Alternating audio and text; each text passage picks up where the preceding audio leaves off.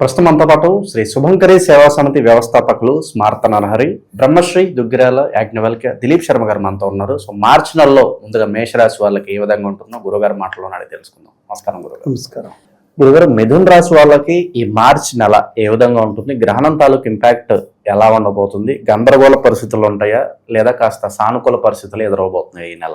వాగర్ధాయ సంపృక్తౌ వాగర్ధ ప్రతిపత్తయే జగతః పితరో వందే పార్వతి పరమేశ్వరు. మిథున రాశి వారికి గోచారం రీత్యా మార్చి నెలలో కొన్ని సమస్యలకి వ్యక్తిగతంగా వీళ్ళే చెక్కు పెట్టుకుంటారు. ఇక్కడ స్థిరమైనటువంటి ఆలోచనను కలిగి ఉండటం మనం వీళ్ళలో చూడవచ్చు. అలాగే ఈ యొక్క మార్చి 3వ తారీఖే చంద్రగ్రహణ ప్రభావం ఉంది కాబట్టి పెద్దగా వీరు కంగారు పడాల్సిన అవసరం ఉండదు. ఈ యొక్క గర్భిణీ స్త్రీలు చంద్రగ్రహణం రోజున మిథున రాశిలో ఉన్నట్లయితే వాళ్ళు కొంత జాగ్రత్తగా ఉండాలి.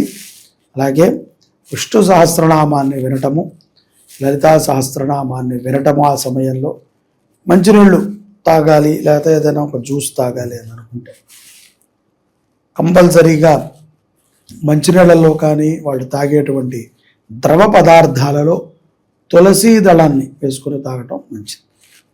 ఇక్కడ గ్రహణము తర్వాత ఈ యొక్క మిథున రాశి జాతకులకి, ఉద్యోగస్తులకు కానీ వ్యాపారస్తులకు కానీ ఆర్థికముగా పుంజుకునేటువంటి అవకాశము స్పష్టంగా గోచరిస్తుంది. ధనపరమైనటువంటి లోటు ఉండదు. ఉద్యోగములో ప్రశంసలని పొందుతారు.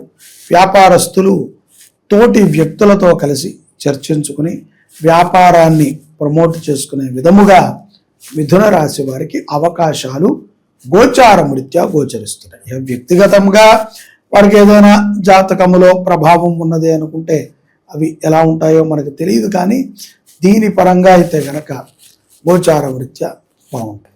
ఉగాది తర్వాత గురుగారు ఎటువంటి మార్పులు చేర్పులు ఉండబోతున్నాయి? జీవితంలో ఒక క్లారిటీ వచ్చే అవకాశాలు ఎంతవరకు కనిపిస్తాయి?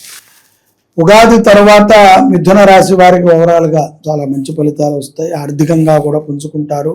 కొత్త మిత్రులు పరిచయం అవుతారు. కుటుంబంలోకి కొత్త వ్యక్తులని ఆహ్వానించేటువంటి సందర్భాలు కూడా గోచరిస్తున్నాయి.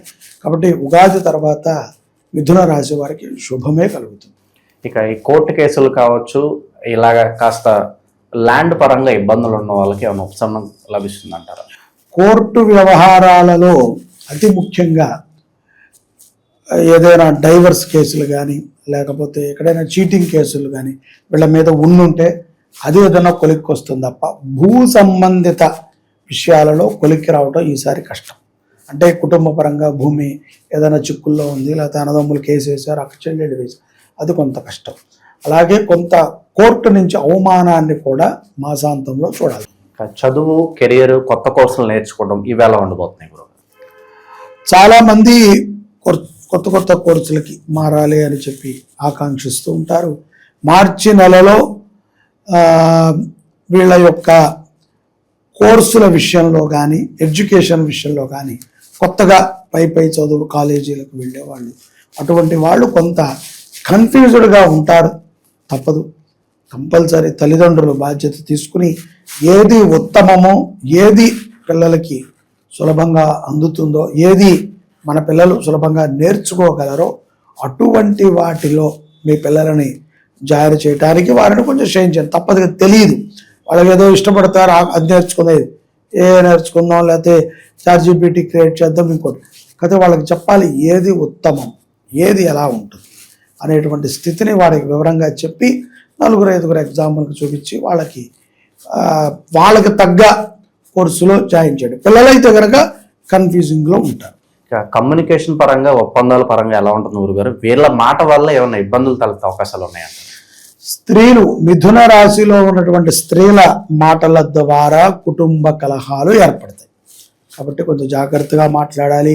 తల్లిని అన్నారనో, అత్తగారిని అన్నారనో, ఆడపడుచుని అన్నారనో, భర్తకి తెలిసిన వాళ్ళని అన్నారనో, లేదా భర్తనే అన్నారనో, పిల్లల్ని అన్నారనో, ఏదో ఒక రకమైనటువంటి కొంచెం గొడవ వాతావరణం ఆడవాళ్ళ యొక్క మాట ద్వారా జరుగుతుంది. కాబట్టి ఇంటి విషయాల్లో వాళ్ళు కొంత జాగ్రత్తగా ఉండాలి. అలాగే ఉద్యోగంలో ఎవరైతే ఉద్యోగస్తులు ఉంటారో అటువంటి ఉద్యోగ ప్రదేశంలో కూడా మనకంటే బాగా తక్కువ స్థాయిలో ఉన్నటువంటి ఒక వ్యక్తి చేత అవమానింపబడతారు ఒక మాటతో. కాబట్టి ఆ వ్యక్తులను గౌరవించటం అనేటువంటిది మిథున రాశి వారు నేర్చుకుని తీరాలి. అది అవసరం.